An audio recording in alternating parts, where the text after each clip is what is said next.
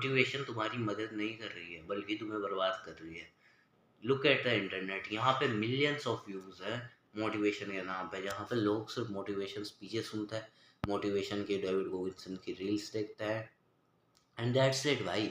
उनको लगता है मोटिवेशन आ गई। बट तुम्हें एक चीज़ समझनी होगी, मोटिवेशन डोपामिन की तरह है, कभी ज़्यादा होती है कभी कम होती है। एंड अगर तुम इस चीज़ पे ना रिलाई करें ना, तो तुम्हारा काम भी कभी ज़्यादा होगा कभी कम होगा, एंड कभी तो होगा भी नहीं, क्योंकि तुम्हें याद है मोटिवेशन कभी कभी आती तक नहीं है। एंड एक और चीज़ है मोटिवेशन के साथ कि ये वेदर की तरह आती है, वेदर की तरह चली जाती है। जैसे अभी हमारे कल सुबह 11 बजे यहाँ पे 43 डिग्री का टेम्परेचर था, 43 डिग्री। एंड अब यहाँ पे बारिश आई थी कल रात को, इतनी तेज आंधी आई ना भाई, मैंने मेरी ज़िंदगी में इतनी तेज आंधी नहीं देखी जितनी कल रात को आई थी। Same happened like motivation, motivation आती है मोटिवेशन जाती है। तो एक तो नेगेटिव फैक्टर ये है। एंड अब इसमें तुम्हारी भी गलती नहीं है, क्योंकि तुम्हारा ब्रेन देखो एनर्जी बचाने के लिए बना है। जब हम एवोल्यूशनरी टाइम पीरियड पे जाए ना, जब केवमेन टाइम पीरियड था, तब ना हम सिर्फ एनर्जी बचाने के ऊपर अपना प्राइमरी सोर्स रखते थे। हमारा माइंड सोचता था कि हमें किसी तरह एनर्जी बचानी है ताकि हम खाने वाने को कर सकें, एंड तुम्हें उस टाइम पे सिर्फ खाना ही फोकस होता था। एंड अभी हमारा दिमाग ऐसे ही करता है कि कैसे भी करके एनर्जी बचानी है। एंड जैसे कि वर्कआउट में एनर्जी लगती है, और वेट ट्रेनिंग में एनर्जी लगती है, एक्सरसाइज और दौड़ने में एनर्जी लगती है।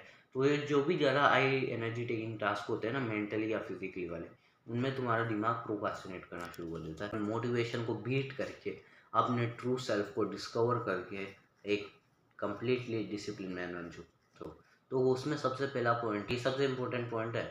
90% यही काम करेगा, ये पॉइंट ही।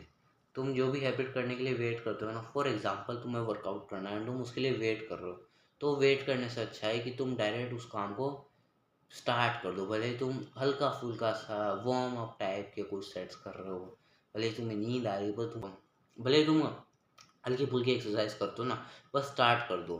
क्योंकि देखो, एक परफेक्ट स्टार्ट से ज़्यादा होता है कि बस किसी तरह स्टार्ट कर दो।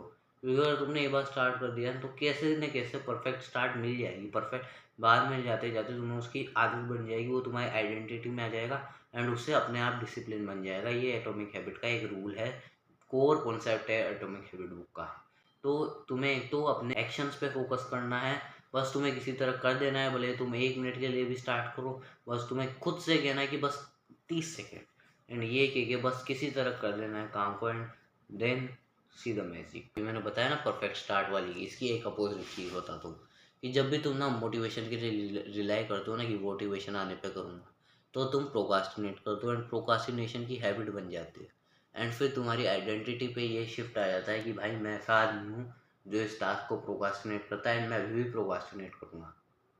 एंड ये तुम्हारे माइंड को पूरी तरह से डिस्ट्रॉय कर देता है। इसका मतलब ये हुआ कि मोटिवेशन ना एक्शन से नहीं आती, मोटिवेशन स्टार्ट करने से आती है। तुम्हें उल्टा करना पड़ेगा।